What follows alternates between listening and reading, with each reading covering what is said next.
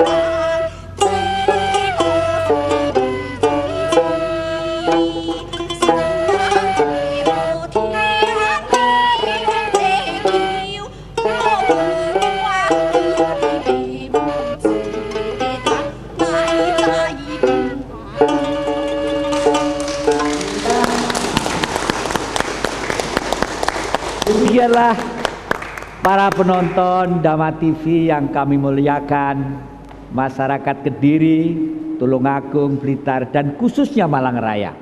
Memang kalau kita bicara masalah seni, budaya seni, tidak ada mengenal ruang waktu, karena seni itu adalah suatu karya manusia. Dan berbicara manusia tidak mengenal warna kulit, suku bangsa, atau apapun, karena semua adalah ciptaan yang maha kuasa. Kalau kita dengarkan tadi, kita mengambil istilah begitu amat melankolik, begitu indah. Andai kata suara itu, gamelan, saya istilahkan gamelan atau musik tadi itu, di lereng gunung-gunung ada pohon cemarannya, tumbuhannya hijau, bambunya banyak, lalu diketik. Di sementara itu bulan purnama dan bintang-bintang bersinar. Sementara kita melihat air-air yang bergemericik, jernih dan indah. Itulah kebahagiaan umat manusia yang diberikan oleh Yang Maha Kuasa kepada kita. Dan manusia yang berbudi pasti mempunyai karya seni. Demikian juga karya seni dari saudara-saudara saya tadi itu di dalam bahasa Hokiannya mungkin kalau nggak salah disebut lampuan. Waduh, gitu Bu ya. Dan pesindirannya tadi seperti waljinah suaranya ya. Hanya saja sayang saya bahasanya enggak begitu mengerti. Meskipun telinga enggak mengerti, tapi hati cukup paham. Buktinya waktu menyanyi saya juga ikut tengut-tengut sambil ngangkat kaki begini. Itulah seni milik semua umat manusia. Nah, dan sekarang ini kalau tidak salah khusus saudara-saudara saya baik di daratan Cina, di Indonesia, pokoknya yang kebetulan percaya akan tahun Imlek, tepat pada tanggal 23 Januari, kiri kanan hari ini 2012 adalah tahun baru Imlek, tahun baru Cina. Kalau dulu orang Blitar karena lidahnya itu lain disebut Tembaru Cino. Tahun baru disebut Tembaru Cino. Kediri, Blitar, Tulungagung nyebutnya umumnya begitu, Bungsu. Saking ini lidah ini mau ngomong tahun baru itu orang Jawa kadang-kadang kan saenake dhewe Bandung gitu. Tahun baru Cino, Tembaru Cino gitu kadang-kadang. Tapi setiap tahun baru, apapun tahun barunya, entah itu Natal, entah itu Idul Fitri, entah itu Suro, entah itu apa, semua tahun baru umumnya menyenangkan setiap manusia. Oleh karena itu, hari ini khusus kita menyambut tahun Imlek yang ke 2563 ini. Sudah barang tentu ada yang sangat lebih tahu, yaitu Bungsu yang sekarang ini ada di tengah-tengah kita. Dan para penonton, saya lupa, ini juga kebetulan seorang tamu pendengar kita, satu keluarga dari Kediri tadi itu kok di pinggir terminal begitu kenal dengan saya. Pak, saya sering lihat itu Dama TV di Malang itu, Kediri yang nonton banyak loh. Ayo mau ikut, nanti mau ikut ke sana lihat. Nah, sekarang ada di sini, nanti kita kenalkan ya. Kita bicara Imlek dulu dengan ahlinya ini. Ini para penonton yang kami muliakan, di sebelah kami ini sudah barang tentu beliau ini sudah sangat terkenal dan sangat dikenal. Karena beliau ini sudah hampir tiap hari kemana-mana hanya menyebarkan tentang kebaikan dan kebaikan. Sudah barang tentu sesuai dengan jiwa dan budaya dan keyakinan yang beliau jalani selama ini. Dan sebenarnya sama, hanya bahasanya aja yang tidak lain kan begitu. Ayam mesti petok, kalau kambing mesti mbek, kalau kuda mesti nah, bagaimana kuda bisa ngomong dengan wedus atau dengan ayam? Tidak mungkin. Itulah oleh karena itu jangan bertentangan, karena perbedaan itu tidak baik di negara Pancasila. Bungsu betul nggih? Nama asmo saya itu kalau orang sepuh, tokoh spiritual itu pakai jangka itu nun sewu kurang enak. Meskipun dari sisi bahasa Indonesia nun sewu asmonya siapa, bahasa Indonesia ke asmo namanya siapa, tapi sudah terlanjur begini. Bagaimanapun kalau tokoh spiritual itu harus mendapat kehormatan, karena beliau pada umumnya tidak punya pamrih apa-apa dalam kehidupan. Pamrihnya hanya satu, manusia guyup rukun dan kerja sama-sama supaya bumi ini dihuni oleh makhluk yang dimuliakan oleh Tuhan. Konon katanya begitu. Nah, ini Romo Bungsu Anton Triono ya. Nah, sekali. Romo Bungsu Anton Triono itu kalau tidak salah antara Tuhan, Ayah dan Ibu merupakan satu kesatuan yang harus dijunjung tinggi. Begitu Romo? Oke. Ini khususnya aja Romo. Sebenarnya hikmah dan sedikit nuansa spiritual dan historis sedikit tentang Imlek itu bagaimana supaya masyarakat kita tahu, karena bangsa Indonesia itu ya mempunyai Natal, mempunyai Idul Fitri, mempunyai Imlek, mempunyai Suro, mempunyai macam-macam. Monggo. Terima kasih Pak Jati Kusumo. Para pemirsa Dhamma TV dimanapun berada, memang Imlek itu adalah penanggalan kami, di mana Im sendiri itu melambangkan negatif, yaitu bulan. Tapi sebetulnya penanggalan kami itu adalah perpaduan antara penanggalan lunar dan penanggalan solar. Kalau di dunia ini yang khusus menghitung secara solar adalah Masehi, sehingga perhitungannya di mana bumi dan bulan mengelilingi matahari. Nah, kalau kami itu adalah perpaduan antara lunar dan solar, yaitu peredaran bulan terhadap bumi dan bumi dan bulan mengitari matahari. Sehingga di tahun Imlek itu memiliki tahun yang ke-13. Namun bukan menjadi tahun yang ke-13, tapi kalau di kami adalah istilahnya bulan yang double, yaitu Lunwe.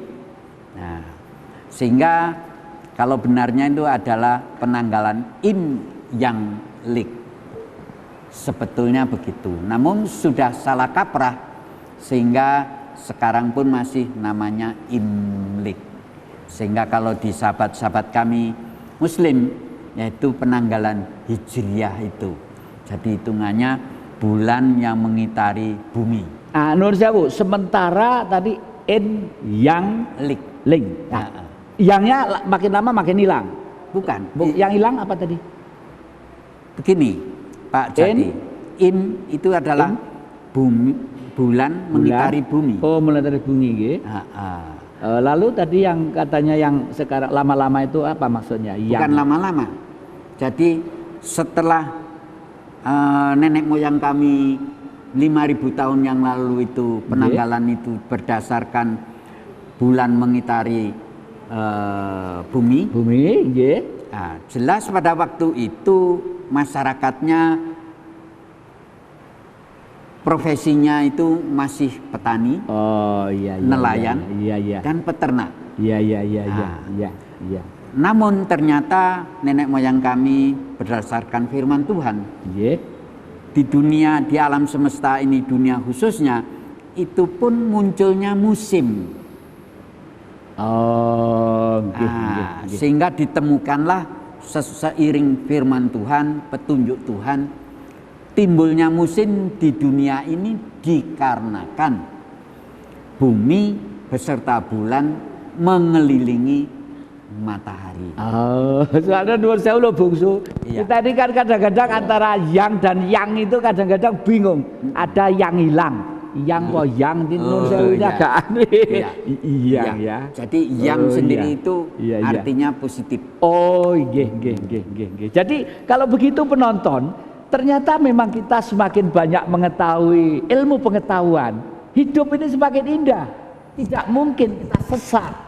Semakin banyak membaca, semakin memiliki budaya, begitu angkat mulia. Buktinya, sementara dari kalangan masyarakat ada yang bertahan kepada sistem bulan saja gitu Ya, ya. betul. Sementara ada yang sistem matahari saja. Ternyata Imlek mempunyai dua-duanya, adalah bulan dan matahari, mempunyai rotary yang tidak bisa dipisahkan, dan itu lama-kelamaan menjadi hitungan yang sudah dicatat oleh dunia perimlekan ini.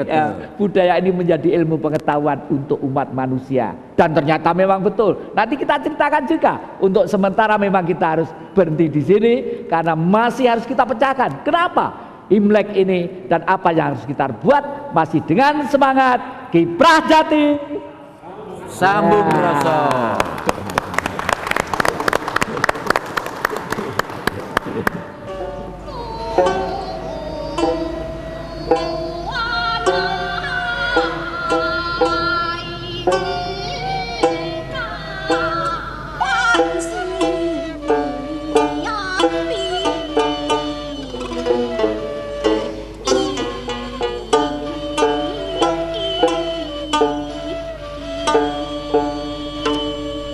Ya, kita sambut tepuk tangan lagi.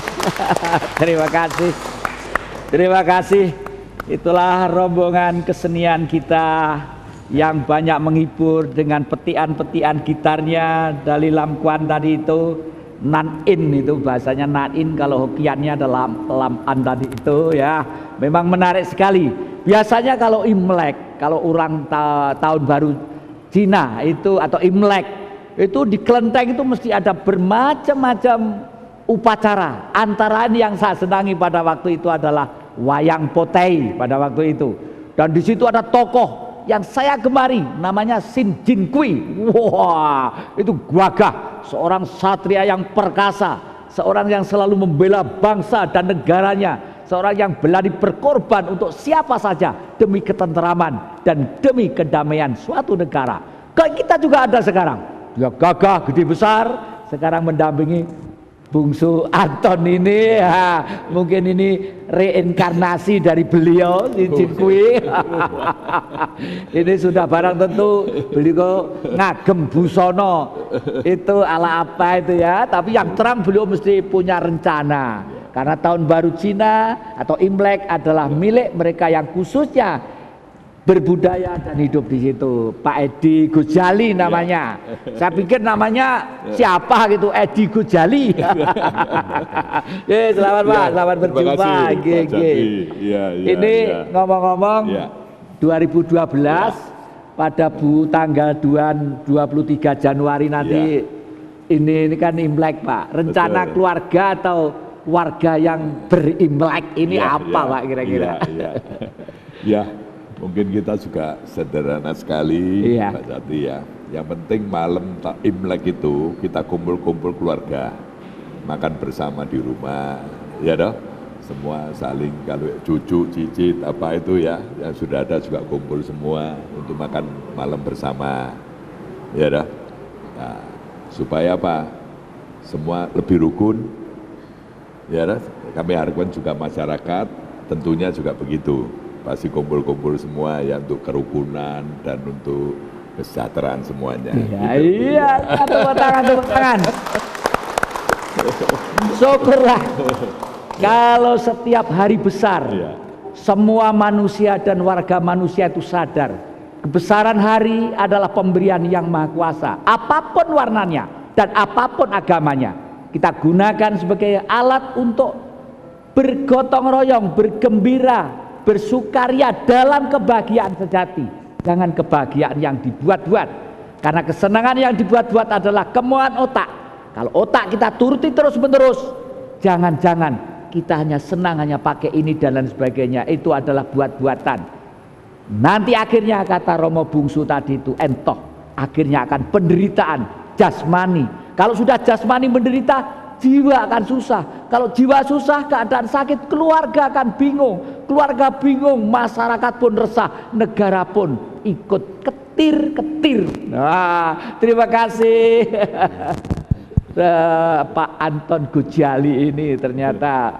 Dan saudara-saudara, kita masih pengen ngorek terus masalah Imlek tadi itu. Kembali ke Romo Bungsu saya.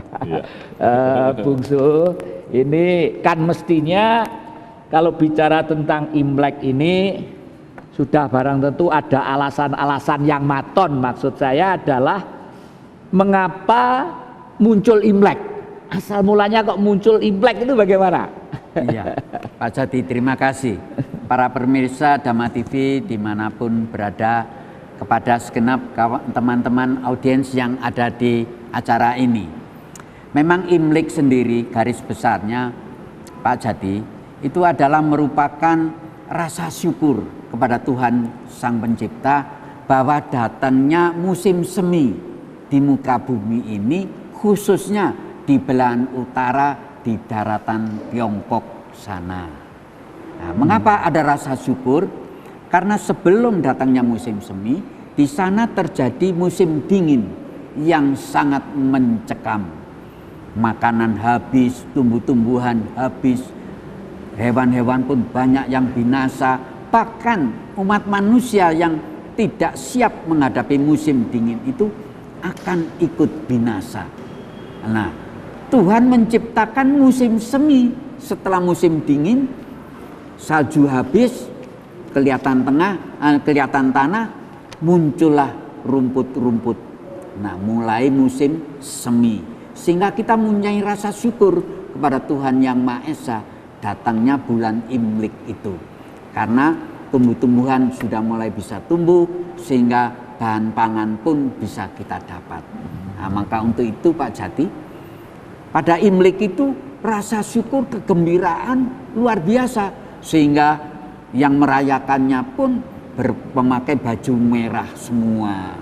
Gembira, senang, menang, gembira.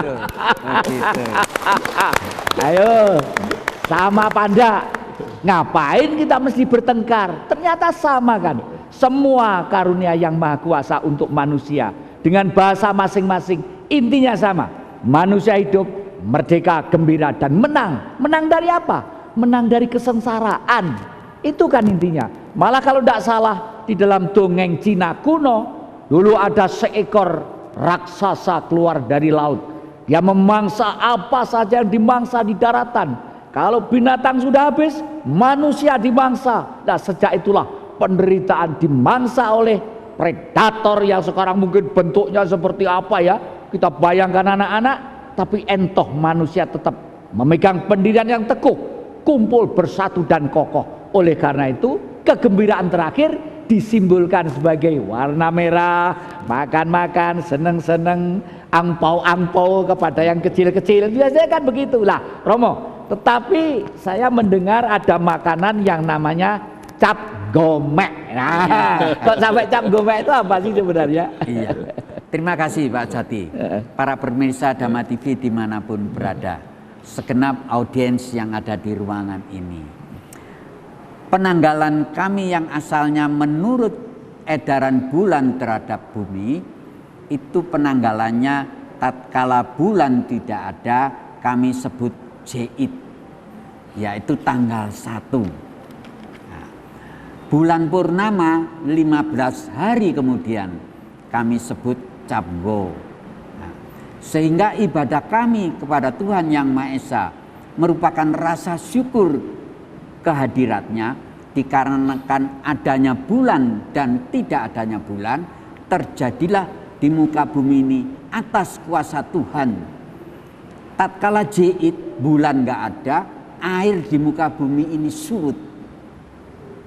Tatkala bulan purnama tanggal 15, air di muka bumi ini jadi pasang.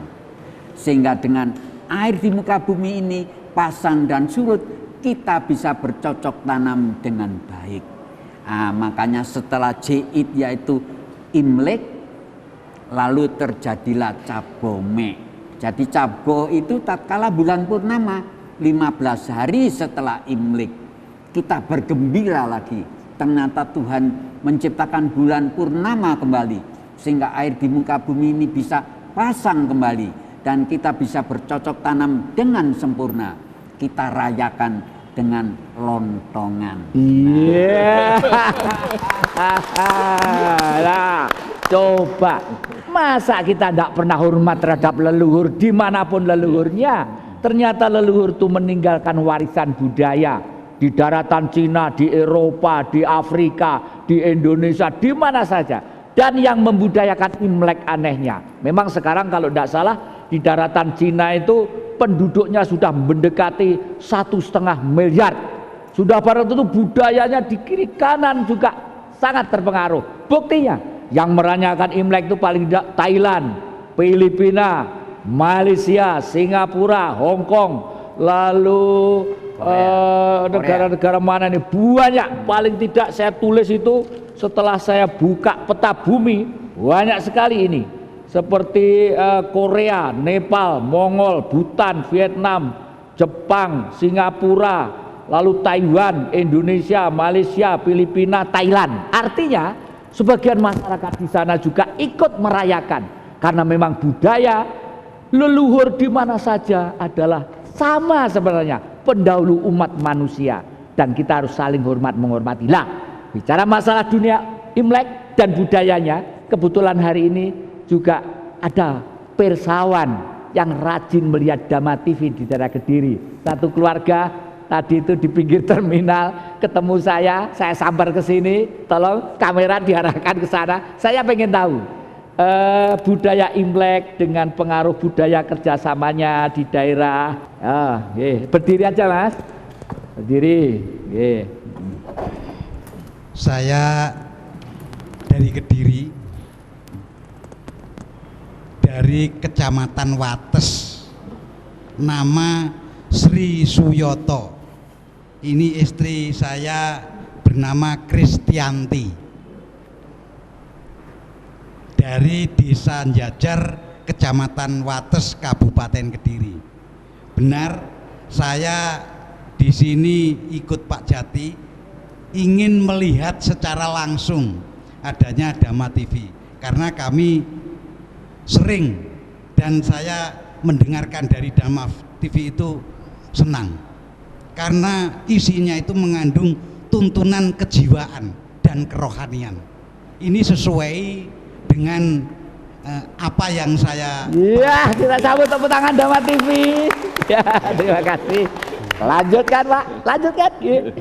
Jadi ini saya bukan mewakili dari kelompok saya. Ini secara pribadi, biarpun saya belajar di paguyuban, yaitu paguyuban Ngesti Tunggal atau Pangestu.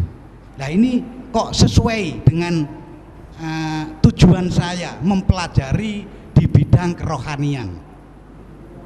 Banyak sekali dari Dhamma TV itu saya petik, dan kalau bisa berusaha saya untuk menjalankan apa yang disampaikan dari Dhamma TV itu tadi. Terima kasih, terima kasih. Tentang kerukunan antara warga keturunan dan sebagainya. Kalau di sana dari warga keturunan maupun dari kelompok agama lain tidak ada pisahnya. Jadi manunggal di sana di Kediri. Contohnya menghadapi masalah apa saja dari keluarga kita keturunan pasti tampil.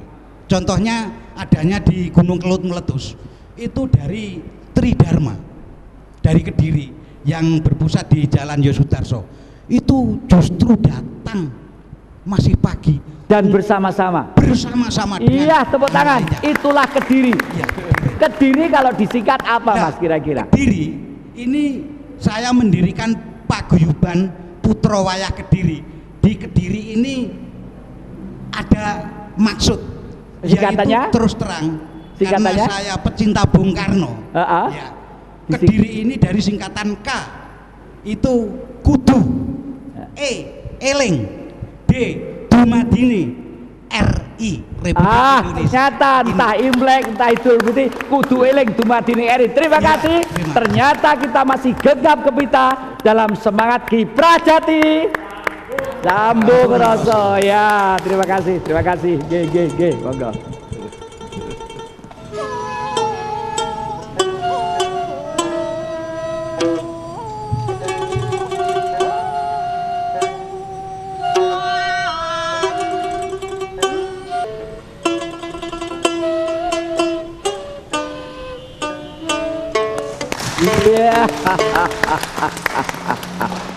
Nah, kalau kita bicara Imlek, pasti tidak pernah lepas bicara dengan budaya Cina. Kalau bicara dengan budaya Cina, pasti kita mesti harus kenal akan orang-orang yang kita sebut Cina atau keturunan itu sendiri. Itu istilah, Jawa itu istilah, Madura istilah, Aceh istilah, Papua atau Irak istilah, semua istilah. Tapi hakikatnya tetap manusia.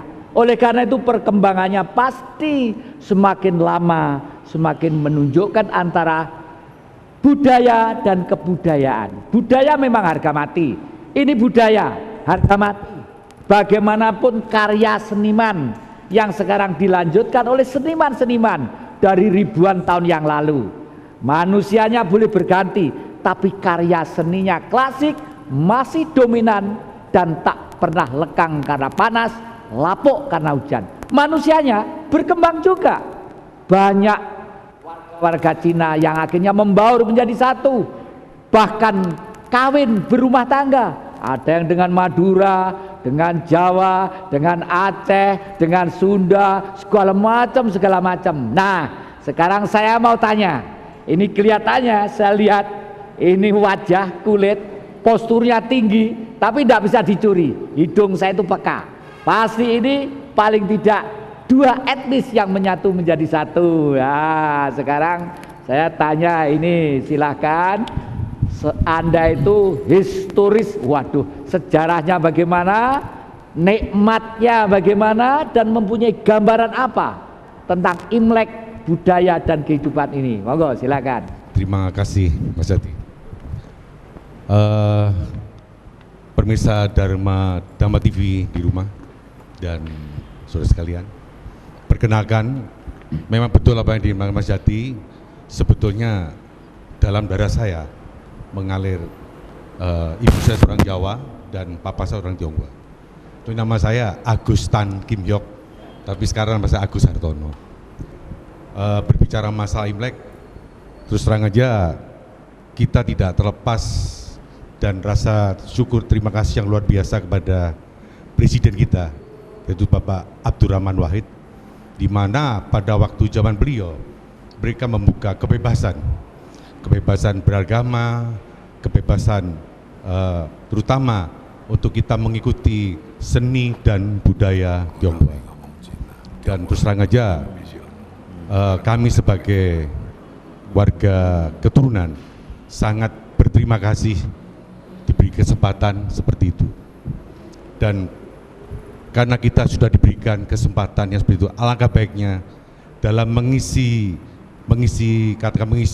kemerdekaan ya, kita berbuat baik untuk negeri tercinta ini sesuai dengan talenta dan bakat apa yang kita punya. Misalkan sebagai seorang pengusaha, kita menjadi pengusaha yang baik. Sebagai seorang seniman, jadilah seniman yang baik. Dan berbicara masalah seniman, saya teringat salah satu maestro sutradara film yang cukup terbobot, yaitu Steve Lim atau Teguh Karya. Karya-karya beliau begitu luar biasa. Begitu juga berbicara masalah Bapak Yap Tian Hin ya, salah satu tokoh yang beliau adalah salah satu tokoh keadilan yang ada di Indonesia yang cukup mempunyai nama. sekali lagi karena kami hidup, katakan kami hidup, lahir, dan mungkin suatu saat kita juga meninggal di Indonesia. Kami menghimbau, marilah bersama dengan anak bangsa yang lain, kita bagaimana cara kita mengabdi, membangun negeri ini sehingga akan tercapailah masyarakat adil dan makmur. Iya, terima kasih. Oh, coba, ayo. Makanya orang itu jangan seperti saya. Saya itu tidak berani sok tahu tuh gara-gara bulu mata depan saya itu jumlahnya saja tidak tahu. Tapi nyatanya mulia, punya pikiran-pikiran yang bagus sekali. Bagaimana kita sebagai bangsa tetap menjaga kewibawaan, kerukunan, dan ketegaran itu sendiri. Tadi diceritakan, Gus Dur adalah tokoh yang mengobarkan pluralisme. Pluralisme adalah suatu kesatuan dari rumpun-rumpun dan himpunan yang indah menjadi satu faham, dan faham itu sudah dirumuskan sedemikian rupa oleh pendiri bangsa bersama dengan pejuangnya, khususnya Bung Karno, menggali tentang Pancasila. Pluralisme dalam bentuk politik, spiritual, praktek di lapangan, bergaul, berbudaya, hukum dasarnya adalah Pancasila. Pasti selamat negara ini karena tidak pernah membeda-bedakan. Bahkan Indonesia adalah taman sarinya internasionalisme. Begitu indahnya, begitu jalan di sana ada wayang potai, begitu jalan di sana ada wayang purwo, begitu jalan di sana ada ketoprak, ada ini, ada sampro, ada saman yang begini dari Aceh, ada yang begini dari Irian dan lain sebagainya. Begitu indah. Dan kalau indah bersatu, uang dengan sendirinya datang melihat keindahan itu sendiri. Karena bagaimanapun hidup kan mencari uang. Kenapa sulit? Karena kita tidak mau bersatu. Nah, sekarang secara teknis ini ada generasi muda yang kalau tidak salah generasi muda ini hidupnya dalam dunia teknis tentang membuat gambar yang sering kita sebut film. Kalau sekarang ada sinetron, ada dan lain sebagainya ya. KFT itu singkatan apa itu ya? Coba Mas terangkan dulu sehingga gambaran nanti ada gitu. Baik, terima kasih Pak Jati. Kebetulan saya dari KFT, nama saya Dimas Agus. Tapi kalau dulu saya di Solo tuh karena wajah saya mirip keturunan, walaupun saya keturunan Jawa, sering dipanggil nama aku jenengmu Cina sapa to? Saya panggil aja Ko Agong gitu aja. Padahal nama saya Agus. Nah, kebetulan waktu saya diklat di Jakarta di film, ada seorang Profesor Usman Effendi itu sudah kontrak mau pembuatan film Laksamana Cheng Ho tahun 97. Oh. Tahun 97 adalah mau pembuatan Laksamana Cheng Ho. Dan Pak Usman Effendi teknisnya sudah, skenario sudah ada, semuanya sudah sudah hunting lokasi, dan rencananya lokasi syutingnya 50% di Tuban, 50% di daratan Cina. Jadi ketika kita mau produksi waktu itu 97 Krismon, jadi anggaran yang sudah disiapkan dari negara Cina itu akhirnya terlalu besar, akhirnya masih ditunda. Nah, sampai sekarang mau diproduksi lagi, ternyata Pak Profesor Usman Effendi sudah meninggal, jadi belum terlaksana. Nah, teknisnya maksud saya kalau sampai Laksamana Cheng Ho ini kita wujudkan lagi, kemarin sudah buat sinetron Pak, sudah buat sinetron yang seperti di Wagub juga ikut Pak Syaifullah. Tapi ini filmnya, alangkah indahnya kalau film ini bisa terjadi, dua budaya antara Cina dan Indonesia ini akan termasuk di dunia. Karena saya yakin zaman waktu itu Laksamana Cheng Ho waktu dengan Mojopahitnya ini pasti akan terkenal di dunia. Cuman ini film ini belum sempat terwujud. Mungkin kalau dari rekan-rekan dari sini bisa menjembatani lagi, mungkin kami dari segi teknis akan. Iya, terima kasih. Terima kasih. Nah, ini yang sepuh-sepuh itu suara anak-anak kita, para konglomerat, para juragan-juragan, kongkong, ayo dengarkan itu. Anak-anak menginginkan cita-cita mulia yang sepuh-sepuh ini masih dilanjutkan. Sekarang zaman sudah modern, artinya anak-anak kita mengendaki mbok sekali tempo, kerukunan, kebesaran, kebahagiaan diwujudkan gambar, karena gambar itu tidak akan bisa dihapus, akan sepanjang masa dilihat, sehingga anak-anak kita, generasi kita melihat gambar yang baik. Jangan gambar bertengkar, saling lempar, saking bunuh, saling itu udah sangat menyusahkan sekali. Di mana kesadaran kita sebagai bangsa?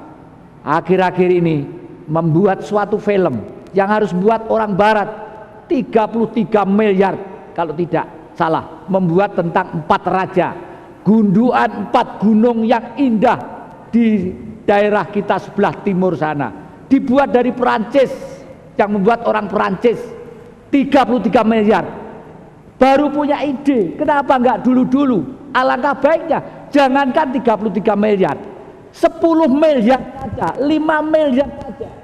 Dama TV ini saya lihat, mereka yang memegang kamera, mereka yang memegang sound, mereka yang memegang skrip, mereka yang semua profesional. Buktinya apa? Dengan fasilitas yang sedikit, berusaha untuk menghasilkan yang terbaik. Apa tidak indah? Kenapa kita tidak beri peluang? Berilah peluang, sisihkanlah sebagian keuntungan kita, biar keuntungan ini dibuat karya seni budaya yang bisa terus menerus dinikmati oleh bangsa dan bahkan umat manusia. Kebaikan tidak akan bisa terhapus, kejelekan hanya sementara. Perang pasti ada, tapi perang tidak mungkin terus menerus. Yang terus menerus adalah perdamaian, keindahan, kerukunan, dan dinamika kehidupan yang abadi dan langgeng sebagaimana hukumnya. Saya akan kembali mencoba bertanya kepada bungsu ini. Saya mau tanya bungsu, kok sampai sekarang ini umurnya sudah 2563 tahun, sejarahnya itu bagaimana? Ya, terima kasih Pak Jati. Para pemirsa Dhamma TV dimanapun berada, memang di angka 2562 sekarang, tapi akan datang tahun 2012 itu nanti 2563, itu memang ada sejarahnya. Memang penanggalan Im Yang Lek itu sendiri 5000 tahun yang lalu sudah ditemukan. Namun di dalam perjalanannya di sana sering terjadi kekuasaan dinasti-dinasti. Sehingga saat dinasti A berkuasa, dia memakai penanggalan lunar. Tatkala dinasti B berkuasa, dia memakai penanggalan perpaduan antara lunar dengan solar, dan seterusnya. Namun suatu ketika di mana tatkala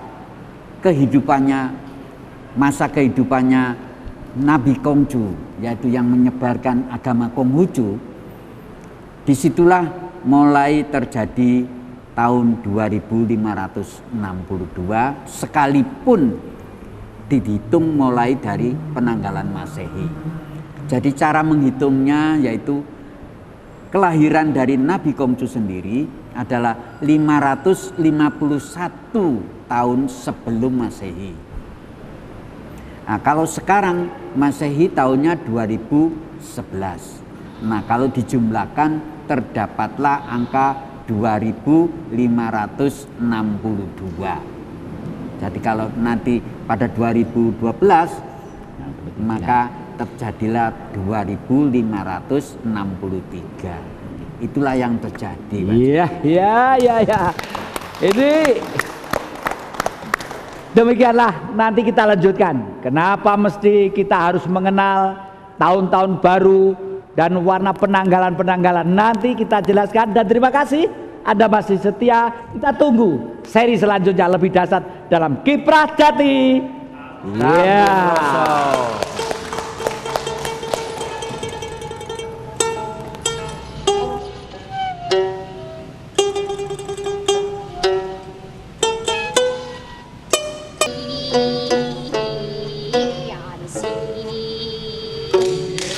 Terima kasih. Nah, para pendengar Pirsawan TV di daerah Kediri, Tulungagung, Blitar, dan Malang Raya, kita masih akan tuntaskan terus tentang budaya-budaya ini, tentang musim-musim ini.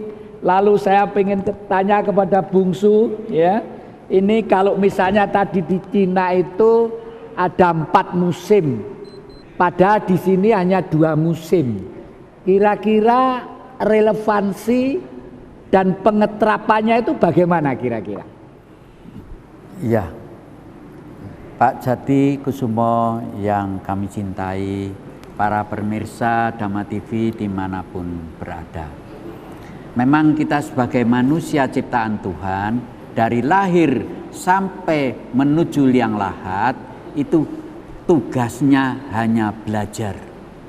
Belajar, belajar, belajar, terus kita belajar. Sehingga di dalam saat sekarang ini pun kita sedang belajar, gurunya Pak Jati Kusumo. Ini. Guru Betul. saya bungsu. Gitu. Dan Pak Jati menanyakan mengapa musim yang di Indonesia lalu di Tiongkok sana berbeda. Disinilah menunjukkan bahwa bumi ini dipisahkan oleh kita yang sudah mengenal teknologi, yaitu di tengah namanya garis khatulistiwa. Ke selatan dinamakan lintang selatan, ke utara dinamakan lintang utara. Dan ternyata bumi ini beserta bulan mengitari matahari secara oval. Secara oval mengelilingi matahari, maka untuk itulah di belahan utara dan selatan tidak menerima sinar matahari, sehingga sepanjang tahun di sana ada salju, makanya di sana dinamakan kutub utara dan kutub selatan. Disinilah terjadinya 4 musim, karena bumi ini mengelilingi matahari melintangi 4 sisi, dan bumi ini sendiri mengelilingi matahari, bergesernya matahari dari lintang selatan menuju ke lintang utara, dan dari lintang utara menuju ke lintang selatan. Maka saat sekarang inilah nantinya tepatnya dihitung oleh manusia-manusia yang sudah mengenal teknologi, tanggal 22 Desember inilah saatnya matahari berada dengan bumi di lintang selatan yang paling selatan, yaitu di 23,5 derajat. Untuk itulah di belahan utara tidak jauh dengan matahari, sehingga terjadi musim dingin yang sangat dingin. Nah, untuk itulah matahari kembali menuju ke garis khatulistiwa. Terjadilah di utara itu mulai musim panas, maka salju sudah mulai meleleh, lalu kelihatan tanah, lalu pada saat 23 nanti Januari itu muncullah musim semi. Nah, Gitu karena ya. negara kita letaknya di garis khatulistiwa, sehingga sepanjang tahun menerima sinar matahari. Nah, untuk itulah tidak mengenal 4 musim. Hanya 2 musim. Ya, terima kasih.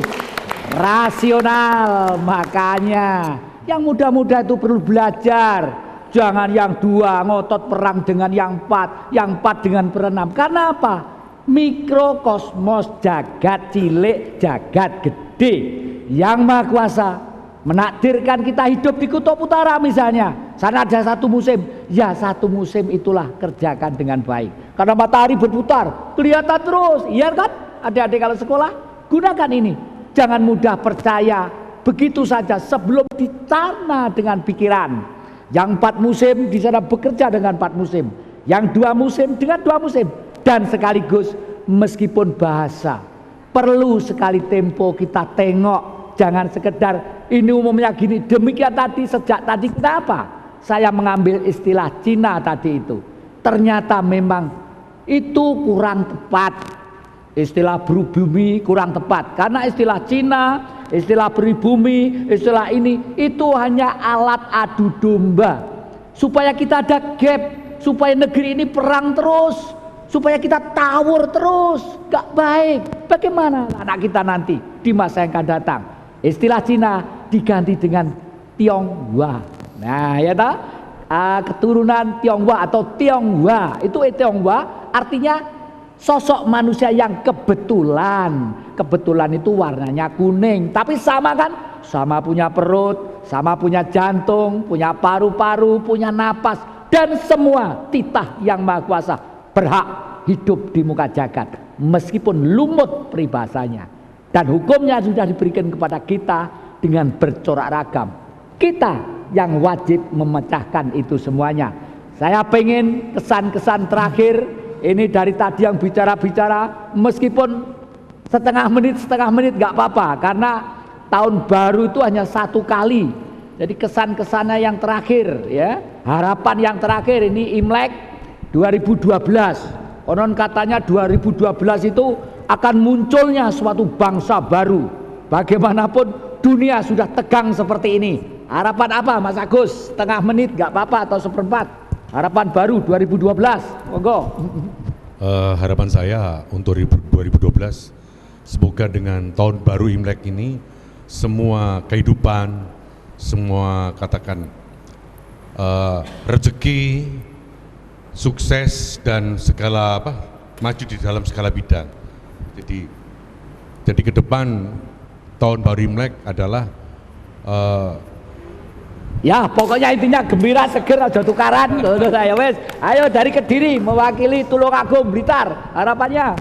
Harapan saya Ya. untuk 2012 nanti Ya. jangan sampai membeda-bedakan suku, agama, kepercayaan. Jadi itu nanti bisa rukun, supeket. Iya, kuat. Terima kasih. Terima Ayo, ini yang pengen membuat film besar ini apa? Monggo, harapan Pak. Oke, ayo. Di tahun 2012 ya, Ya. semoga negara kita aman dan santosa. Itu aja Pak. Syukur. Alhamdulillah, nggih aman. Nggih, ayo. Harapan saya seperti saya katakan tadi, moga-moga nanti pertukaran budaya Indonesia, Cina itu bisa diwujudkan dalam bentuk visual. Iya. Terima kasih. Ya, terima kasih. Memang pertukaran budaya itu penting, ya. Karena kalau mengenal budaya itu sudah semua indah. Ini harapan dari seniman-seniman. Apa Mas? Tahun 2012. Ya, supaya seni tradisional lebih berkembang gitu. Gitu ya, nggih. Ibu punya anak lagi 2012. Sudah punya cucu. Oh, sudah punya cucu. Harapannya? Semoganya semuanya itu bisa akor-akor semua. Iya. Hidup bahagia. Iya, ayo mbaknya ini, ayo apa? Generasi kita ini, yo. Apa? Semoga di tahun 2012 kita semua semakin akrab. Pokoknya harga HP turun, ya toh, voucher turun, anak muda ya, Facebookan terus, gak apa-apa. Yang penting gembira. Teknologi harus dikuasai, tapi kepribadian harus tetap luhur, gagah, indah dan menyenangkan. Nah ini kembali ke Romo Bungsu ini, Romo Bungsu dan Pak Edi dulu. Kita mohon harapan Permisa Dhamma TV yang kami cintai. Marilah kita menyongsong tahun baru ini dengan penuh keyakinan. Kita itu sama, kita satu, warga negara Indonesia. Mari kita canangkan, menjunjung tinggi yang disanjungkan oleh Bapak Wali Kota Pak Eni Suparto. Satu jiwa, mari. Iya. Monggo Romo, ini yang penting dari penjenengan untuk ulang tahun Imlek ini 2012. Terima kasih Pak Jati, para pemirsa Dhamma TV dimanapun berada, teman-teman audiens yang di tempat acara ini. Di 2012 ini marilah kita tingkatkan terus rasa kerukunan, rasa empati, rasa sinergi, sehingga kita cepat menuju bangsa yang adil di dalam kemakmuran, makmur di dalam keadilan. Ya, terima kasih. Ya, adil dalam kemakmuran dan makmur dalam keadilan. Dua kata majemuk tadi itu, coba renungkan. Makmur dalam keadilan dan adil dalam kemakmuran. Suatu kesatuan yang tidak bisa dipisahkan tidak mungkin akan makmur kalau tidak ada keadilan. Bagaimana bisa adil kalau kemakmuran itu tidak merata, hanya pada gelintiran-gelintiran yang di atas sana atau yang merasa mewakili, sementara itu yang diwakili semua masih bingung apa yang dimakan hari ini, dengan siapa kami berlindung, kepada siapa kami ikut. Negeri merah putih ini adalah darah dan dagingku. Mari kokoh bersatu dengan semangat Imlek menyambut 2012. Pada teman-teman pirsawan Dhamma TV, ayo kita bersatu dalam kiprah jati. Iya, terima kasih. Sampai dijumpa minggu yang akan datang.